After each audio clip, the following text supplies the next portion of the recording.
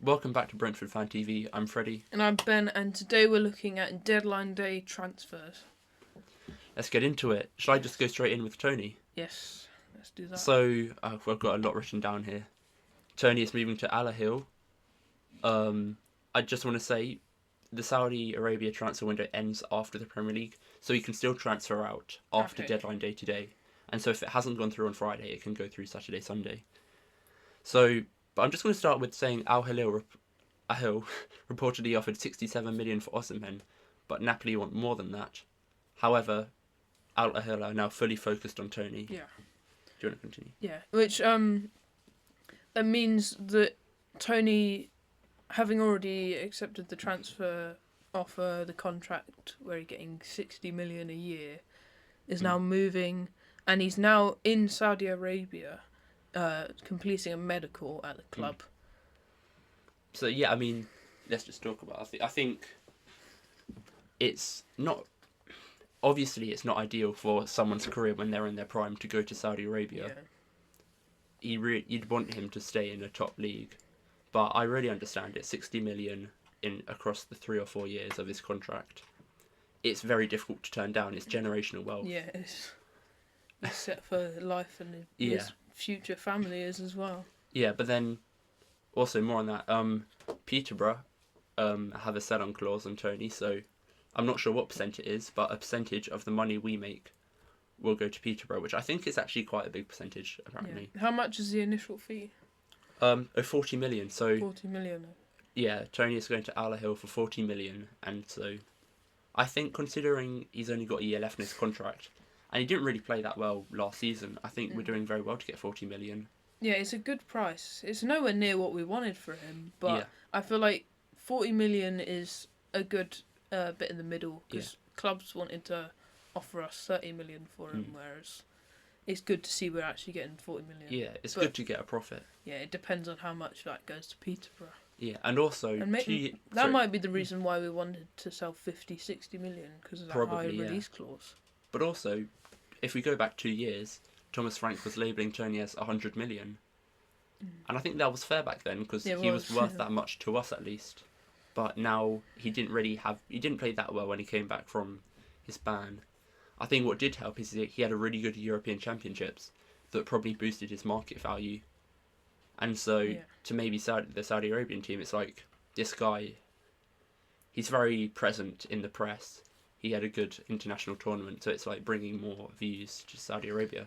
Next up, we're going to talk about Jayden Magoma, who is a left back currently playing for Southampton. He's 18 years old, and he'd be a good backup to Rico Henry.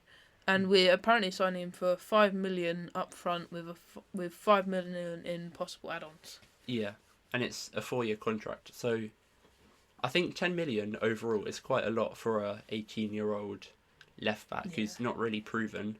He just played a bit in the Championship, but I think it's about taking calculated risks in football. Yeah. And so hopefully it'll turn out. Maybe it's a long-term thing as like a Rico Henry replacement. It probably is, yeah. But then Rico Henry, I think he's 27, so he's good for us for, say, another 5 years, presuming he stays. And by then, Jayden Magoma's contract would end, so hopefully he stays for longer, and he is. Hopefully it's in Thomas Frank's vision for him to be the future starting left back. Yeah. But for now, he's a backup. I'm presuming he's not going to play for the B team, because that's a lot of money for a B team player. Yeah. So, but I feel like this transfer, we needed it a month ago, because we've been playing Ayer at left back, which isn't awful, but not bad. I feel like having an actual left back would be good. But yeah, I'm excited by it. Hopefully he'll be good. And then and sticking on left backs. Yeah. Apparently we're interested in loaning in Chilwell.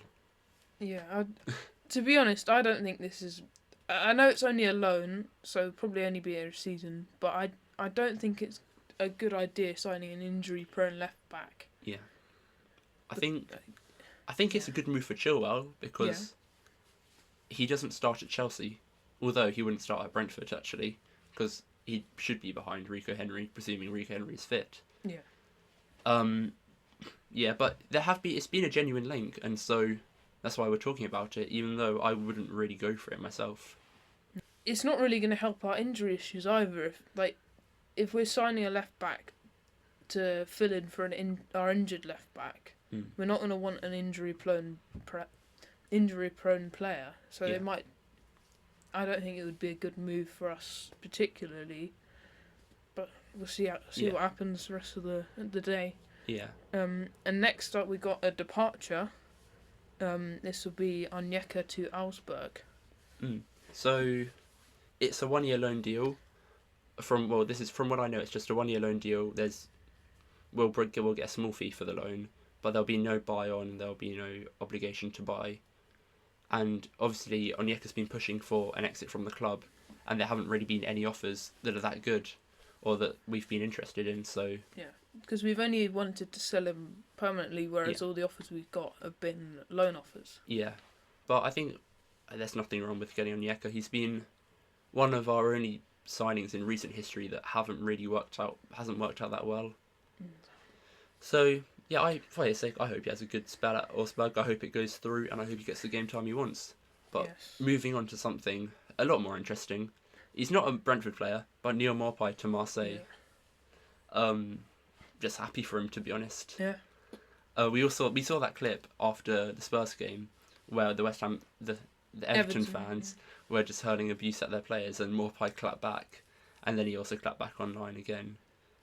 And so I think, and even when he moved to Marseille, I think he posted like a GIF or a video clip of some guy breaking out of a shirt or like saying "I'm free," and so Maupay doesn't respect Everton at all.